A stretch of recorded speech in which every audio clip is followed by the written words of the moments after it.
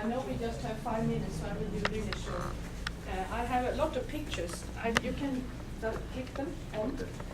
And the next one. You can, the previous one. No, go back. If you go back 2 steps. There. This is where I come from. My name is Christina, and I'm from Sweden. And I work at the university up in the northern part of Sweden. And you see the Arctic Circle. We're about 20 kilometers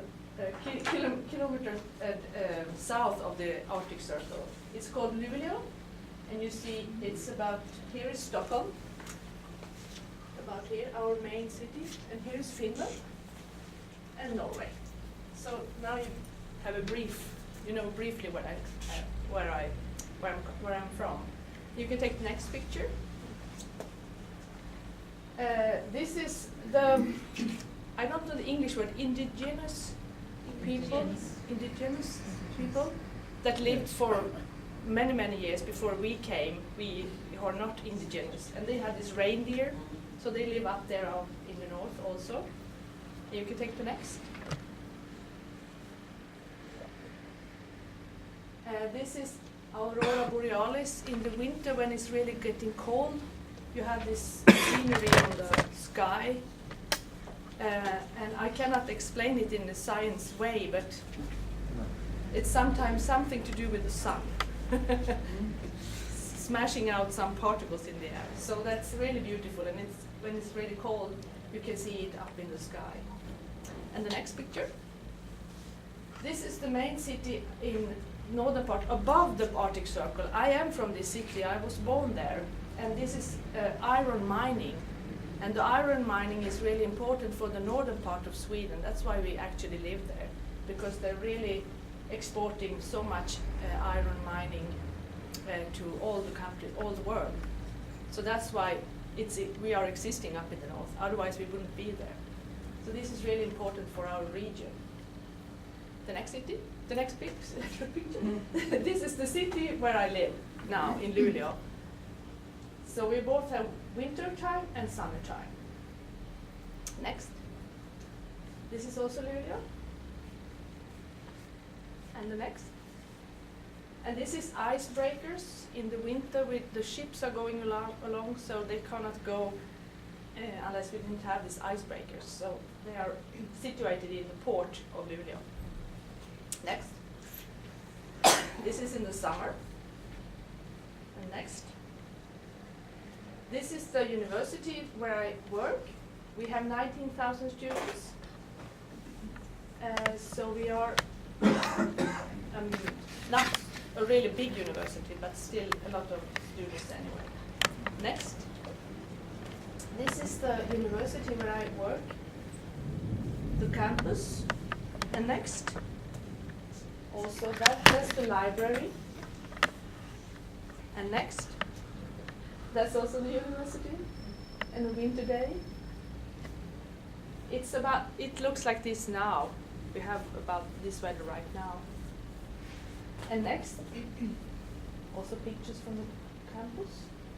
And you can take next. And next. This is my presentation, but I will hold it very shortly because we have many who are going to talk. So you can take the next picture.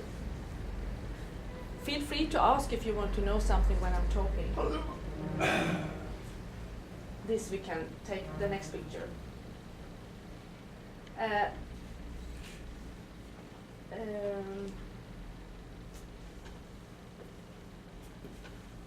I can say shortly about this. The Swedish school system, we are working a lot with integration and inclusion.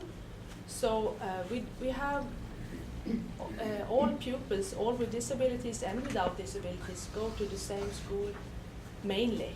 We have 4 special schools, but the main part of the students go to ordinary schools in Sweden. So that's how we are working in Sweden.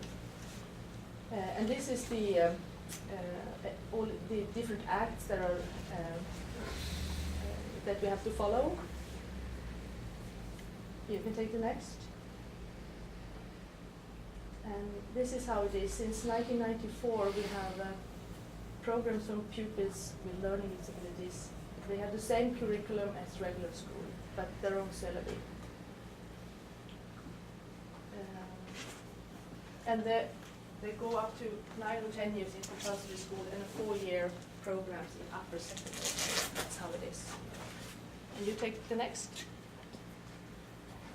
And then I work in the higher education at the university, and we have a research, the amount of people going into university with disabilities are rising every year. So that's really good, that's really interesting. And they have to pass, everybody has to pass these entry requirements to go into the universities. And you can take the next. And the next. And I call it my money because we have earmarked 0.3% of the government funding is earmarked for pedagogic support. So we have money earmarked for my work actually. So that's really good.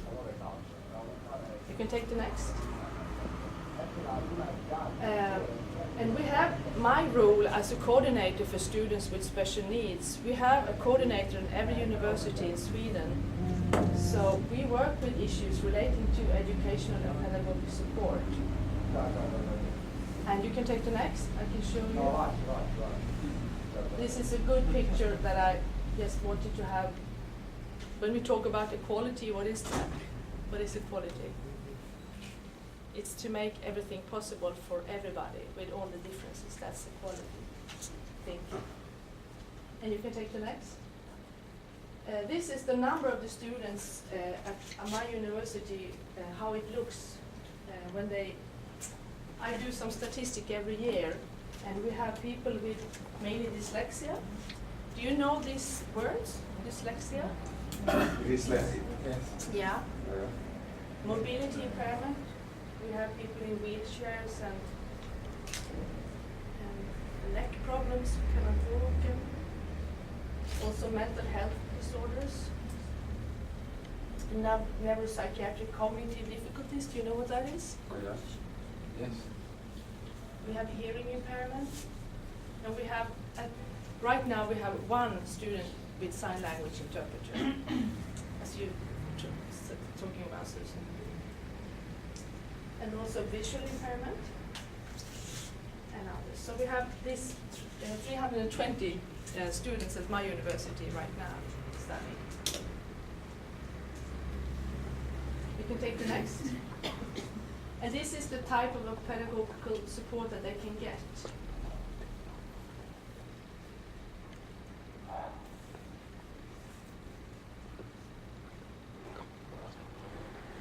Help with taking notes, that is a peer help type of so there is a student taking notes, and we pay the students to give these notes. So they, if you, for instance, you cannot see or you cannot hear or you have dyslexia, then someone else is taking notes and you can follow the education anyway. You take the next. Can I ask? Yes. What is remedial teaching? Remedial teaching, that's if you have extra support from the teacher. And then we have group mentor support. That's a kind of a peer help. There are students helping other students twice a week. So students can go and have help from fellow students, and they can work with them and then have help with math problems or with how to write a thesis or what is it. And the next. This is what the students say, that in the beginning of the course they want the teachers to say that there is help for you if you have any disability, because all the students doesn't know that. So it's really important with this attitude that we talk about this at the university. It's really okay if you don't read and write properly, or if you have problems with hearing or seeing or whatever. So it's important to talk about this and know that you can get help for this kind.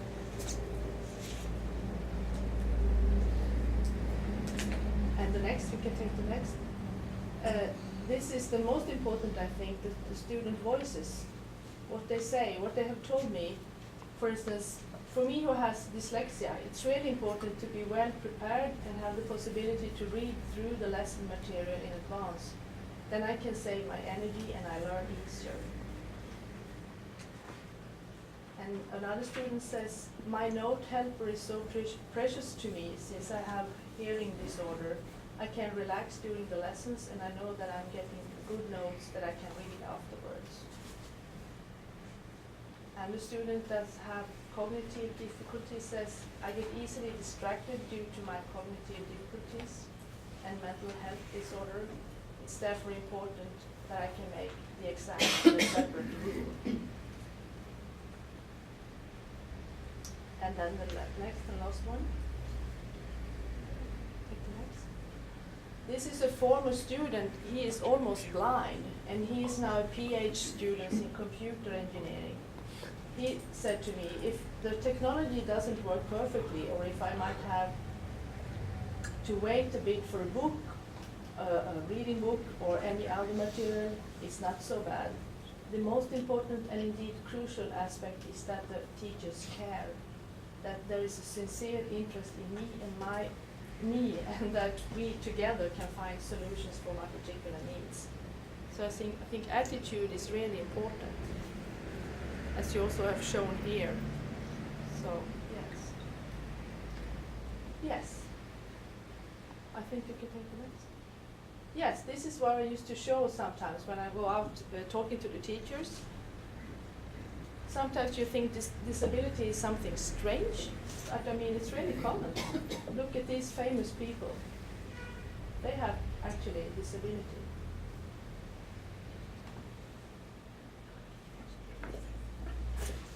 And this Spanish, no, the Italian, I'm sorry, Michelangelo. Yeah. And Albert Einstein, he has everything. This is genius.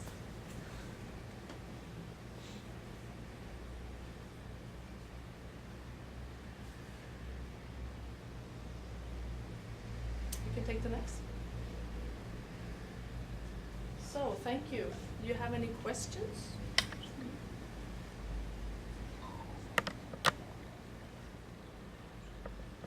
Good. Are you the only one to coordinate? Yes, at my university, yes. At bigger universities, there used to be maybe 2 or 3 people working on this. So I meet students, and I also talk a lot with the teachers how we can find out a good way for this particular student need and how they will reach the goal in every course. That's important. So it's really it's interesting. It's an interesting job. Yes. Thank you.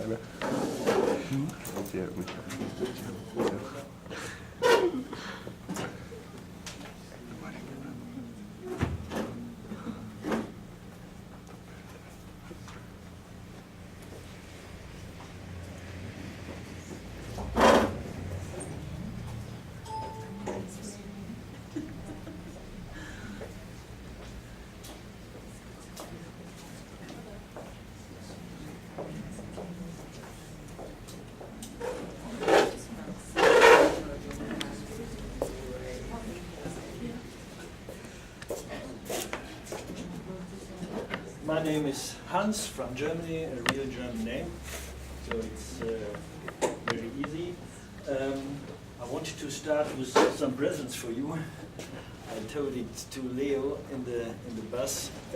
Last Friday I had a meeting with the community, and I met our major, town major, and I told him tomorrow I go to Palermo to visit some other guys from all over Europe, and he ordered a woman, just take some presents for them, take some presents.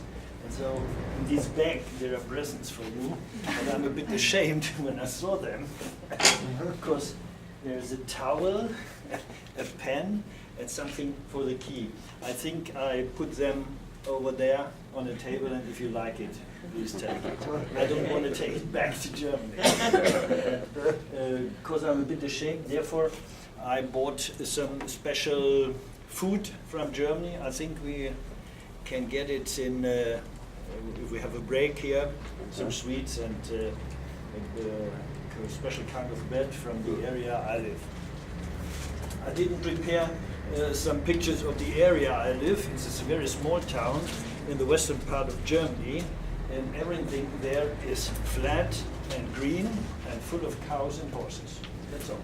Yeah? And some trees. And some trees. I want to tell you something about the background of my school. Okay? This is our wonderful Montessori school in Borken, Germany. That's me when I arrive in school in the morning. And this is one of our ingenious and practical students. So this is education in Germany, in the same picture that Christina showed. In Germany, we say we treat everyone fair, so everyone will get the same task. Climb up the tree. And you can see it's not a real task for some of these animals. You know the word credo in a language, I don't know what's in English. The most important things in our school, we are all different. In Germany, a lot of people think it's possible to create homogeneous groups of children, and we think it's not possible.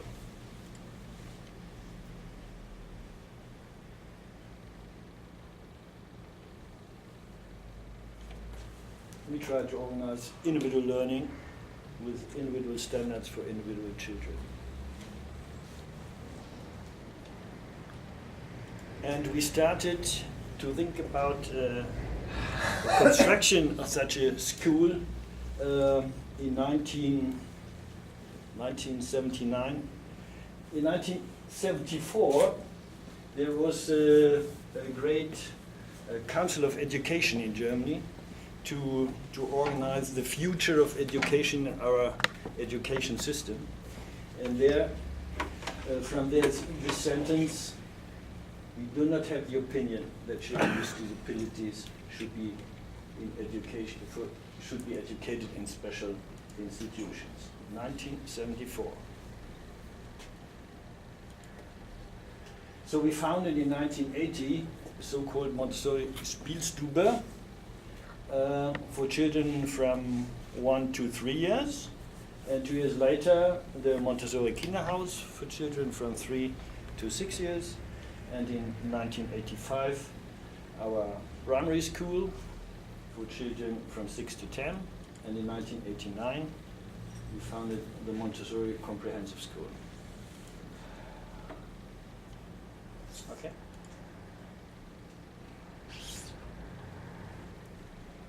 Yeah. So we have only 169 students. It's a very small school because it's a private school. We couldn't organize such a school in an official structure, so it had to be a private school.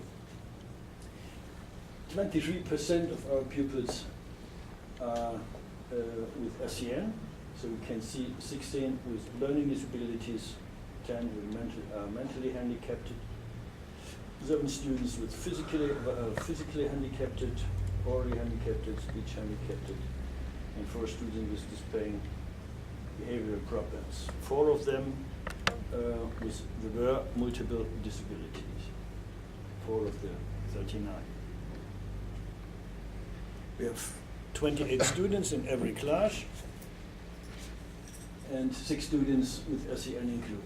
And they are taught by only 17 teachers. You can see it's very small. 2 teachers are teachers for SEN, special teachers. 3 are teachers in the secondary level with SEN, and 12 teachers are teachers for the secondary level. There are 3 more people for the office, the kitchen and facilities, and much more other important people. Maybe someone helping in the school garden, someone helping artists for making sculptures with pupils, and so on and so on. These are our fundamentals. If you want to live in peace with others, you must get well with them. To get well with others, you have to learn. It's not possible to learn this with the same. It's only possible with others. And I think only school can organize the learning together with others because of the long period, the intensity of the gathering, and the professional ability of the adults. In 2030 in Germany, there will be only 10% of children with a brother or a sister. 90% of all German children will be a single children in her family. So where should they learn to live with others? And we try to avoid errors, we call it errors in reasoning. First error, okay? We have to assort. In Germany, we like to assort pupils in many different systems. And this is a painting from the German painter Paul Klee. And look how nice it is. And if you sort the colors, this is the result. Error 2, learning is a straight line. No, it isn't. Every one of you knows that learning is going in waves like this. And everyone knows children which many problems in learning. When they get older, 14, 15, sometimes they are starting like a rocket. Error 3, the teacher is the most important person. No, he isn't. The classmates are the most important persons in school. Error 4, all learning takes place in the classroom. No, in our school you can learn in every place you choose.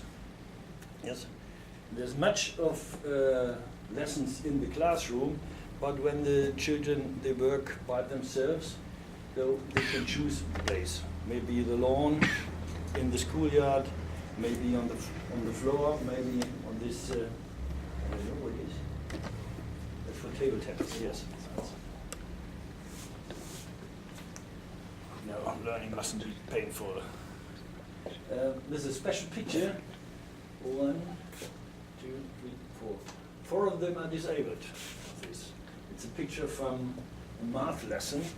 Symmetries. Yes, you know, they had to build the group has to build a sculpture with this symmetric. So you can see this is Down syndrome, this is Asperger syndrome, this is behavioral problems, and on the top it's a girl with mutism. Yes, she doesn't speak. Our question is always a diversity in one person who shows different competences and needs and strengths in different connections. Picasso painted a lot of bulls. Yes? Mm-hmm. But they are looking all different. And we are assured, the more different and various the members of a group are, the more every single of the group and the community can benefit from this. Therefore, inclusion means mainly to realize and to esteem and benefit all forms of diversity in the community. But all are pedaling in the same direction, we have to recognize it.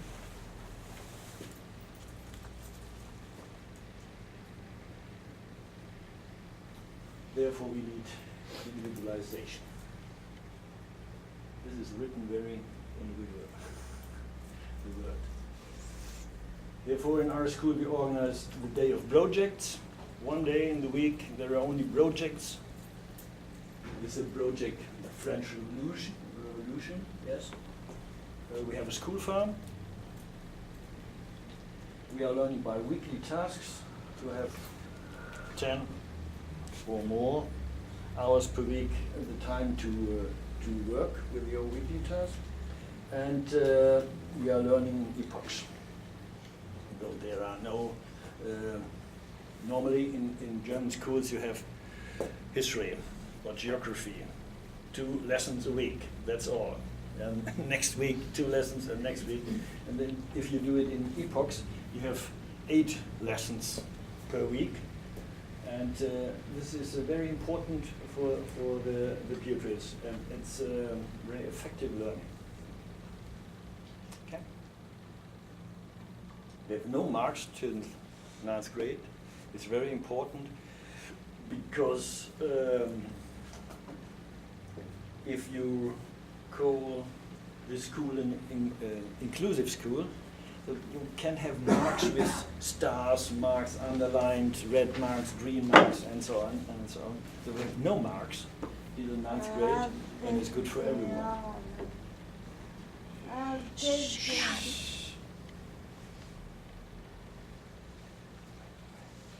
Yes, you see, a school for all, so we call us, needs small classes, active teachers, fragmented teaching, desired heterogeneity, new forms of teaching, creative competences, and lively exchange. That's the reason why I'm here. I want to hear about other schools and other practices. And at the very end, I want to say, only diversity creates the culture of learning and gathering. I have a second presentation for the German education system, but I think we can look at maybe tomorrow or so. There's only a small video on the stick I want to show you.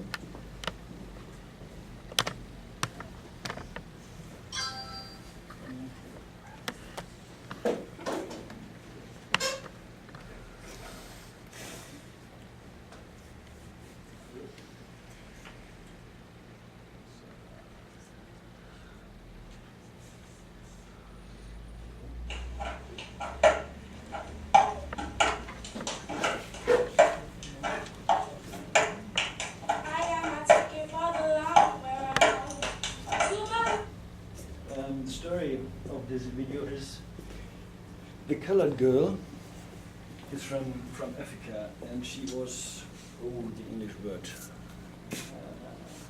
traumatisiert. Traumatized. Yes, traumatized, very traumatized. And the task was, you have to explain your hobby. Yes, what are you doing in free time? And she said, no, I don't, no. And the girl on the left, she told me she's singing. She's singing. She likes singing. And I said, why don't you sing something for your classmates? No. I will do a presentation about singing. And they had a large poster with drawings and so on. I said, yes, please tell something about your poster. No, I don't. And this girl said, come on, let's sing together. No, I don't. 1 week, she worked with her, and after 1 week, we could see this.